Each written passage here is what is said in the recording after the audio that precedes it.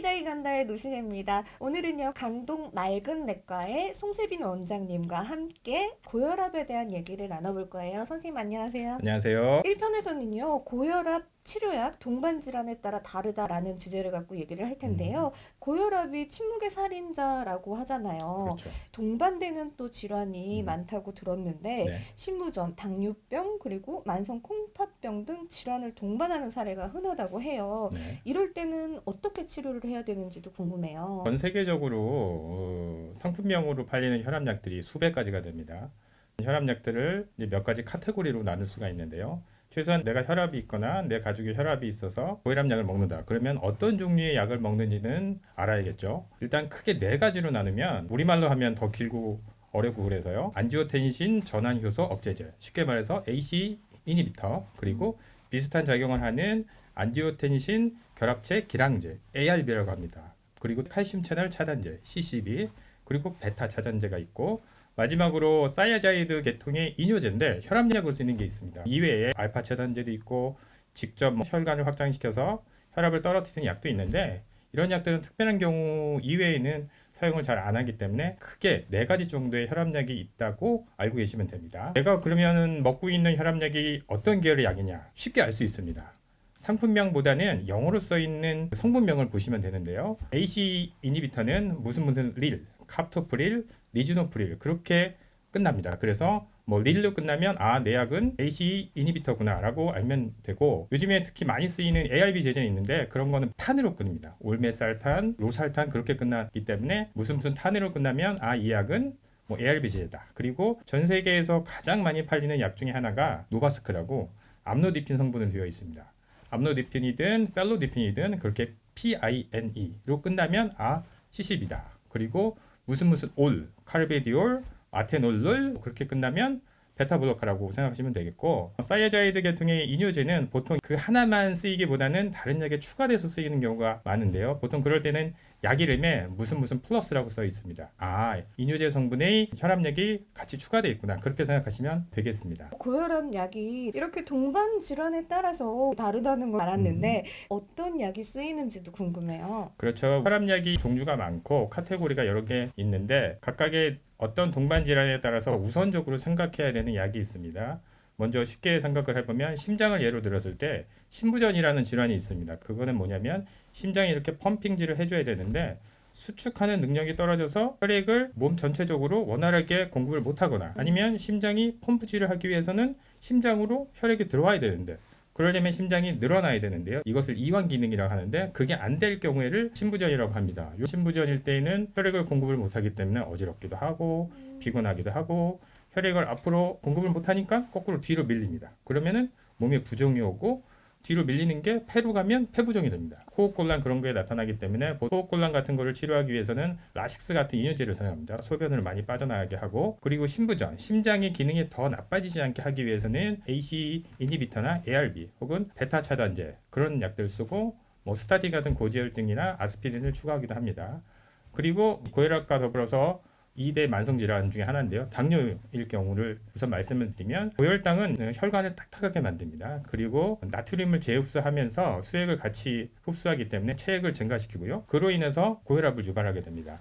당뇨 환자가 당연히 당을 치료하는 것은 당연하지만 그에 못지않게 혈압을 조절하는 게 굉장히 중요한데요. 대부분의 당뇨 환자는 2형 당뇨병입니다. 2형 당뇨병 환자는 당뇨가 진단될 당시에 40% 정도는 고혈압을 함께 진단이 됩니다. 그렇기 때문에 당뇨도 조절하고 저희가 목표라는 혈압내로 조절을 해야지만이 뇌혈관 질환, 심혈관 질환, 그리고 콩팥병 등의 합병증을 예방할 수 있습니다. 그리고 콩팥을 예를 들면 만성 콩팥병이라고 있습니다.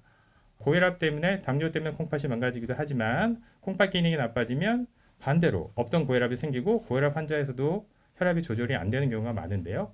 만성 콩팥병에서 제일 중요한 거는 단백뇨입니다. 단백뇨를 얼마나 잘 줄이냐에 따라서 만성 콩팥병이 더 나빠지지 않게 방지하는데요. 그런 단백뇨를 줄이는 데도 쓰이는 약들이 AC 이니비터나 ARB라는 약이 있습니다. 그거 이외의 작은 질환을 생각하면 심장에서도 예전에 내가 심근경색을 앓았다. 그러면은 심장 기능이 나빠지는 걸 방지하기 위해서 AC 이니비터나 ARB 등을 사용을 하고 부정맥 중에서 심장이 빨리 뛰는 질환이 있습니다. 심방세동이나 심방조동같이 이게 불규칙적으로 뛰면서 빨리 뛰는 게 있는데 그게 심박동수를 늦추는 약들이 베타 차단제나 또는 베라팜이나 딜티아젠 성분의 특수한 CCB 계열의 약이 있습니다. 그런 약들을 사용을 하고 협심증, 흉통 있고 그런 환자들은 그 흉통을 줄이기 위해서 베타 차단제나 CCB 계열의 약들을 사용하게 됩니다. 이렇게 동반 질환에 쓰이는 고혈압에서 부작용이나 네. 그런 게 있을까요?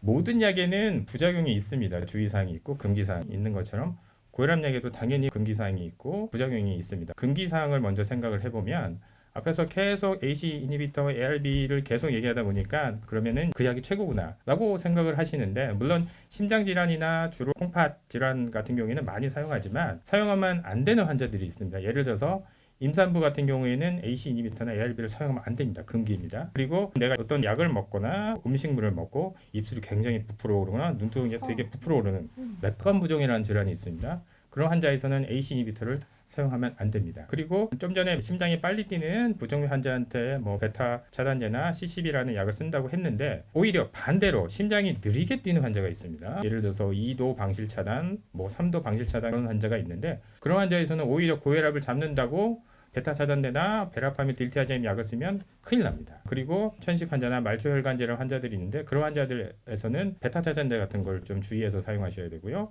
통풍 환자는 이뇨제 성분, 다이크로시, 사이아자이드 계열의 혈압약이나 라식스 같은 거를 주의를 하셔야겠습니다. 그리고 우울증 환자에서도 베타 차단제를 조금 주의해서 사용하는 걸로 되어 있고, 이거는 금기 사항이고요. 부작용에 대해서 설명을 하면 네.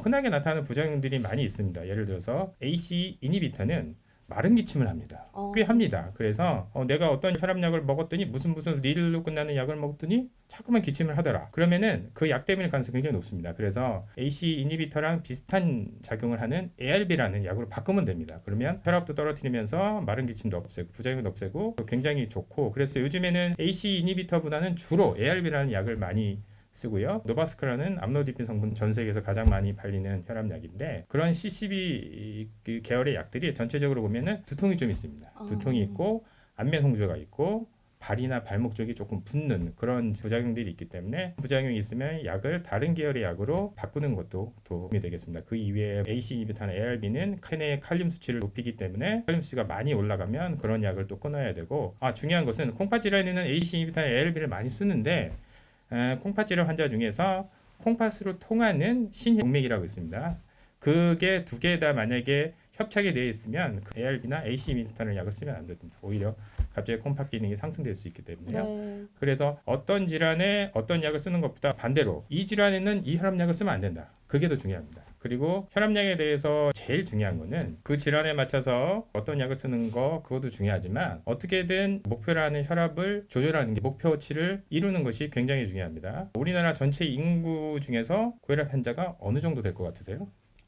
그래도 꽤 많은 걸로 알고 있는데, 그래도 한 40%, 30%? 그렇죠. 그 정도까지는 아니더라도 우리나라 인구가 한 6천만 정도 되나요? 한 1,100만 명 정도가 고혈압 환자로 되어 있어요. 그 중에서 실제로 고혈압 약을 드시는 환자는 몇 명이나 되나? 570만 명밖에 안 됩니다. 내가 고혈압인데도 약을 안 먹고 반 이상은 안 드신다는 거죠. 그 570만 명 약을 드시는 환자 중에서 단순히 500만 명 정도만 혈압이 조절되는 겁니다. 각 질환에 맞춰서 우선적으로 약을 드시는 거를 우선 드시고, 만약에 조절이 안 되면 다른 계열의 약을 금기가 아닌 이상은 같이 드셔갖고 어떻게든 혈압 목표를 네. 맞추는 것이 제일 중요하다고 할 수 있겠습니다. 네, 오늘도 도움 말씀 정말 감사드립니다. 강동 맑은 내과의 송세빈 원장님과 함께 했는데요. 2편에서는 높은 혈압은 신장 건강까지 위협을 한다라는 주제를 가지고 함께 하도록 하겠습니다. 오늘의 영상 즐거우셨다면요, 구독, 좋아요. 댓글도 많이 남겨주세요. 저희는 여기서 인사드리겠습니다. 여러분 고맙습니다. 감사합니다.